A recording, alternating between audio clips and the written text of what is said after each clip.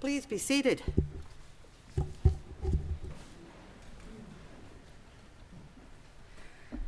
Summers were great when I was a child. I did not grow up here in Tucson, as most of you know. Summers here are just a bit too brutal. Summer in New York, especially late July and August, can be pretty miserable too. Not as many 100-degree-plus days, but the humidity more than makes up for it. I felt it less as a child, but I still looked forward to the breaks we had when we visited the Jersey Shore. My mother's best friend from high school was still her best friend years later. Joan had a house in Manahawkin, New Jersey. It was near the beach, not on it. Her house was on a lagoon that came off the bay.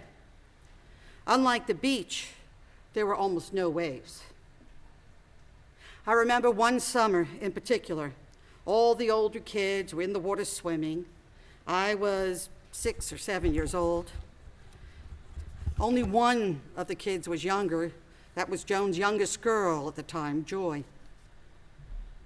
I wanted to be in the water, and there was not much shallow water to play in. I was given the equivalent of today's water wings. It was a belt with orange styrofoam blocks. They helped keep me above the water. One day, a couple of the older kids came and showed me how to do the doggy paddle. I was able to move a little out from the shore, paddling my hands and my feet like a puppy would. The next day, I couldn't wait to get back out in the water with the big kids. I was paddling my heart out, again moving a little way from the shore. My mother had been inside and came out to keep an eye on all of us. When she saw me in water above my head without my swim belt, she started yelling hysterically at me, "You don't have your belt, you don't have your belt." Of course, I start to panic and suddenly forgot how to paddle. I'm splashing ineffectually and starting to sink. But one of the big kids came and brought me back to shore.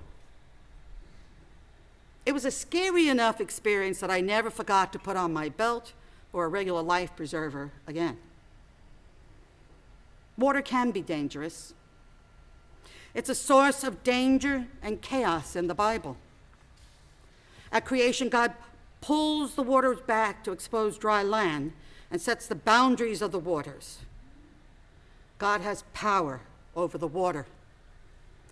When the Israelites are fleeing Egypt, they are chased to the shore of the Red Sea by the Egyptian armies. God gives power to Moses to push back the waters of the sea to make a passage for them on dry land. Then the waters were released and drowned the Egyptians so that they could not continue to chase God's people. This feat of God's power is repeated by Joshua, who led the people of Israel after Moses died. He separates the waters of the Jordan so the people can cross to the promised land. This act is repeated by Elijah in 2 Kings, and then Elisha after him. God has power over the water. God has power over all creation. In our passage from Matthew's Gospel today, we have the danger of water in a troubled sea. Jesus, following the miraculous feeding of the crowds, sends the disciples ahead on a boat to the other side of the Sea of Galilee.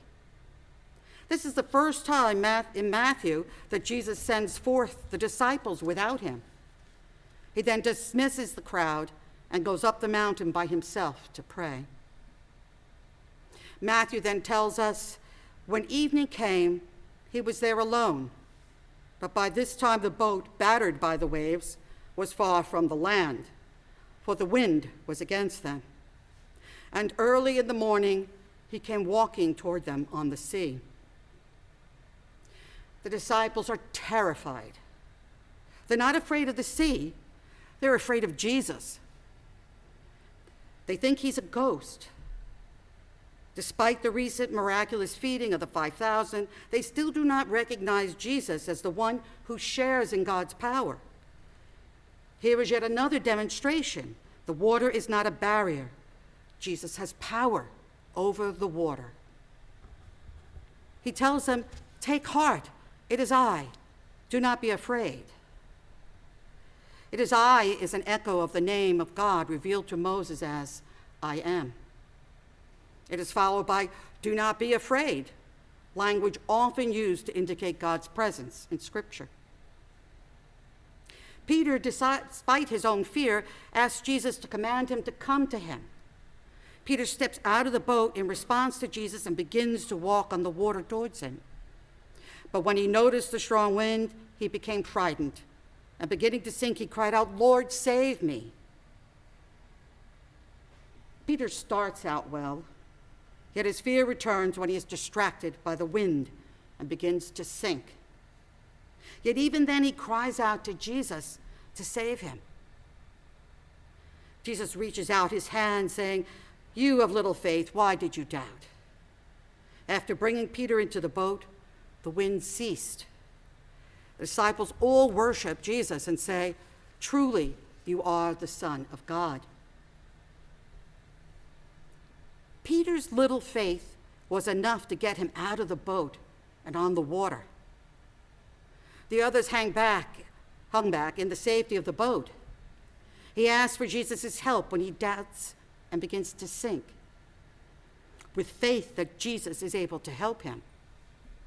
His act of faith in the midst of troubled seas enables the other disciples to recognize who Jesus is.